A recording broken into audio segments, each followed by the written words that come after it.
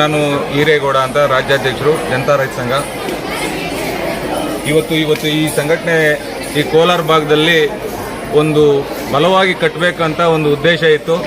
ಎಲ್ಲೋ ಒಂದು ಕಡೆ ರೈತರಿಗೆ ಸಾಕಷ್ಟು ಸಮಸ್ಯೆಗಳಿದೆ. ಹಾಗಾಗಿ ಇಲ್ಲಿ ಕೆಲವೊಂದು ಸಂಘಟನೆಗಳು ನಾವು ನೋಡ್ತಾ ಇದ್ದೀವಿ, ಕೆಲವೊಂದು ನಕಲಿ ಸಂಘಟನೆಗಳು ಅಂತ ಸಾಕಷ್ಟು ಜನ ನಮಗೆ ಮಾಹಿತಿ ನೀಡಿದ್ದಾರೆ. ಹಾಗಾಗಿ ಆ ಸಂಘಟನೆಗಳಿಗಿಂತ ನಾವು ವಿಭಿನ್ನವಾಗಿ ಇಲ್ಲಿ ಒಂದು ಕಾರ್ಯನಿರ್ವಹಿಸಬೇಕು ಅನ್ನೋದು ನಮ್ಮ ಉದ್ದೇಶ. ಹಾಗಾಗಿ ನಾವು ಈ ಸಂಘಟನೆಯನ್ನು, ಈ ಸಮಾವೇಶವನ್ನು ಇವತ್ತು ನಮ್ಮ ಡಾಕ್ಟರ್ ಗುರುಮೂರ್ತಿ ಸರ್ ಅವರು ಬಂದರು, ಅವರ ಆಶೀರ್ವಾದದಿಂದ, ಅದೇ ರೀತಿ ನಮ್ಮ DRDO ಪ್ರಭಾಕರನ್ ಬಂದರು, ಅವರ ಆಶೀರ್ವಾದದಿಂದ, ನಮ್ಮ ಗುಲ್ನಾಚೇಗೌಡರು ಬಂದರು, ನಮ್ಮ ಸಾವಯವ ಕೃಷಿ ತಜ್ಞರವರು. ಇಡೀ ರಾಜ್ಯದಲ್ಲಿ ಅವರ ಮಾತನ್ನು ಕೇಳಿ ನಿಜವಾಗ್ಲೂ ನಮಗೆಲ್ಲ ಒಂದು ಕಡೆ ಸಂತೋಷ ಆಗ್ತದೆ. ಒಬ್ಬ ರೈತರ ಕುಟುಂಬದಿಂದ ಬಂದಿರತಕ್ಕಂಥ ಇವರೆಲ್ಲರೂ ಇವರ ಮಾರ್ಗದರ್ಶನದಲ್ಲಿ ಈ ಸಂಘಟನೆಯನ್ನು ಇಡೀ ರಾಜ್ಯದಲ್ಲಿ ನಾವು ಬಲಿಷ್ಠವಾಗಿ ಬೆಳೆಸಬೇಕು. ಈ ರೈತರ ಕಷ್ಟಗಳಿಗೆ ಎಲ್ಲೋ ಒಂದು ಕಡೆ ನಾವು ಸ್ಪಂದಿಸಬೇಕು. ಇನ್ನೂ ಅನೇಕ ಸಮಸ್ಯೆಗಳಿದೆ. ನಾವು ಇವಾಗ ಇನ್ನೇನು ಊಟದ ಸಮಯ ಆಗಿರೋದ್ರಿಂದ ನಾವು ಯಾರು ಮಾತಾಡಲಿಕ್ಕೆ ಅವಕಾಶಗಳು ಇರಲಿಲ್ಲ. ಮುಖ್ಯ ಅತಿಥಿಗಳು ಮಾತ್ರ ಭಾಷಣ ಮಾಡಿದ್ರು. ಹಾಗಾಗಿ ನಾವು ಎಲ್ಲೋ ಒಂದು ಕಡೆ ತುಂಬ ಸಮಸ್ಯೆಗಳಿದೆ. ಈ ಸಮಸ್ಯೆಗಳಿಗೆಲ್ಲ ರೈತರ ಮುಖಾಂತರನೇ ಇನ್ನೂ ಅನೇಕ ನರಸಾಪುರ ಒಂದು ಕಾರ್ಖಾನೆಗಳಲ್ಲಿ ಆ ರೈತರ ಜಾಗಗಳು ಕೊಟ್ಟಿದ್ದಾರೆ. ಆ ರೈತರಿಗೆ ಎಲ್ಲೋ ಒಂದು ಕಡೆ ಸರಿಯಾಗಿ ಹಣವನ್ನು ಕೊಡಲಿಲ್ಲ. ಇವತ್ತು ಆ ರೈತರಿಗೆ ಉದ್ಯೋಗವನ್ನು ಕೊಡಲಿಲ್ಲ. ಅದೇ ರೀತಿ ಇನ್ನೂ ಅನೇಕ ಸಮಸ್ಯೆಗಳಿದೆ. ಇವತ್ತು ಕೋಲಾರದಿಂದ ಇಡೀ ದೇಶ ಕೋಲಾರ ಚಿನ್ನದ ಗಣಿ ಅಂತಾರೆ ಹೊರತು ಕೋಲಾರ ಬಜೆಟಲ್ಲಿ ಯಾವ ಸರ್ಕಾರಗಳು ಏನೂ ಮಾಡಲಿಲ್ಲ.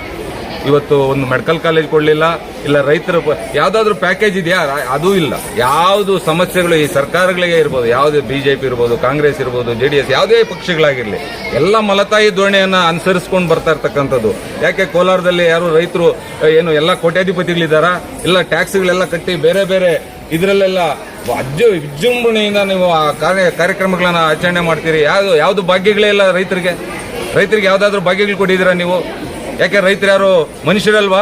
ನೀವು ಏನಾದರೂ ರೈತರು 1 ವರ್ಷ ಇಲ್ಲ 2 ವರ್ಷ ಅವ್ರವ್ರ ಮನೆಗೆ ಅವ್ರು ಬೆಳ್ಕೊಂಡು ತಿಂದು ಮಾರಾಟ ನಿಲ್ಲಿಸಿದಾರಂದ್ರೆ ಈ ಅಧಿಕಾರಿಗಳಿರ್ಬೋದು, ರಾಜಕಾರಣಿಗಳಿರ್ಬೋದು, ಯಾರೇ ಆಗಿರಲಿ, ನಿಜವಾಗ್ಲೂ ಅನ್ನ ಇಲ್ಲದೆ ರೈತರು ಫೋಟೋಗಳು ಹಾಕ್ಕೊಂಡು ಪೂಜೆ ಮಾಡಬೇಕು. ಆ ಮಟ್ಟಕ್ಕೆ ರೈತರು ಬರಲಿಲ್ಲ ಅಂದರೆ ನಿಜವಾಗ್ಲೂ ಇವ್ರು ಯಾರು ಬುದ್ಧಿ ಕಲಿಯಲ್ಲ. ರೈತರು ಮಾರಾಟ ನಿಲ್ಲಿಸ್ಬೇಕು ಫಸ್ಟು.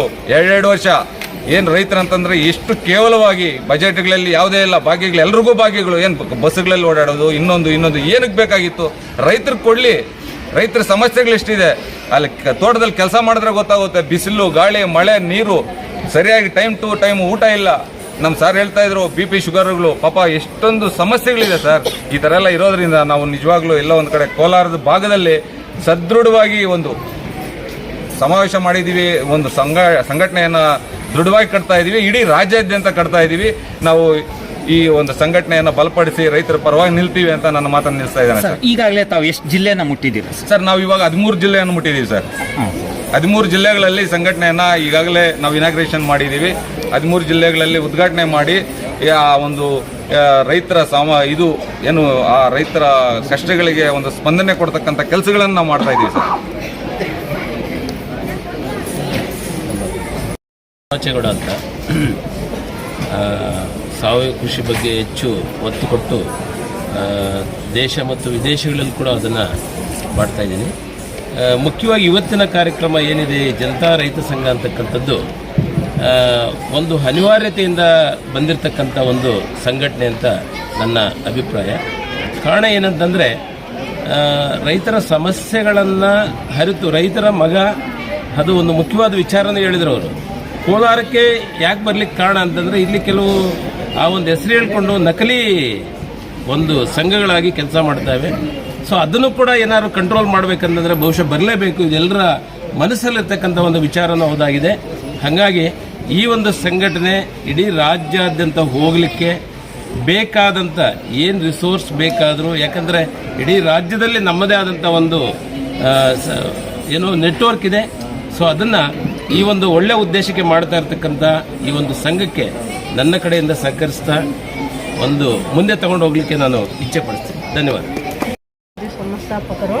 ಸೊ ಇವತ್ತು ನಮ್ಮ ಹಿರೇಗೌಡ ಸರ್, ತುಂಬ ರಾಜ್ಯಾಧ್ಯಕ್ಷರಾದ ಹಿರೇಗೌಡರವರು ತುಂಬ ಚೆನ್ನಾಗಿ ಸಂಘವನ್ನು ಕಟ್ಟಿದ್ದಾರೆ. ಇದೇ ಥರ ಅವರು ಮುಂದುವರಿಲಿ, ಚೆನ್ನಾಗಿ ಸಂಘಗಳನ್ನು ಕಟ್ಕೊಡ್ಬೇಕು ಅಂತ ಹೇಳ್ಬಿಟ್ಟು, ಅದೇ ಥರ ಮುಂದೆ ಎಲ್ಲ ಜಿಲ್ಲೆಗಳಲ್ಲೂ, ಎಲ್ಲ ತಾಲೂಕುಗಳಲ್ಲೂ, ಗ್ರಾಮಾಂತರದಲ್ಲೂ ಅವ್ರ ಸಂಘಗಳು ಕಟ್ಟಿಕೊಡೋಕ್ಕೆ ಒಂದು ಕೊಡಬೇಕು ಅಂತ ಹೇಳ್ಬಿಟ್ಟು ನಾನು ಕೋರ್ಕೊತೀನಿ.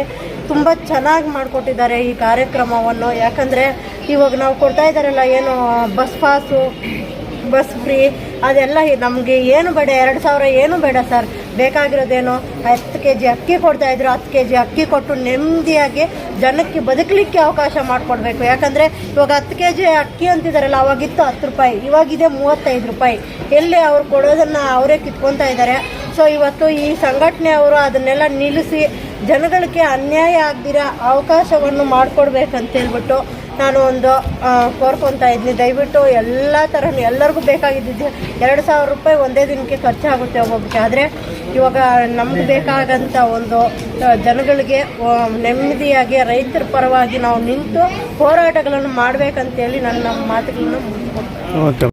ಏನು ಇವತ್ತು ನಮ್ಮ ರಾಜ್ಯದಲ್ಲಿ ಪ್ರಥಮ ಬಾರಿಗೆ ಉದ್ಘಾಟನೆ ಕೋಲಾರ ಜಿಲ್ಲೆಯಲ್ಲಿ ಆಗಿ ಭಾಳ ಒಳ್ಳೆಯ ಒಂದು ಕಾರ್ಯಕ್ರಮಗಳನ್ನ ರೂಪಿಸ್ತಾ ಇದ್ದಾರೆ.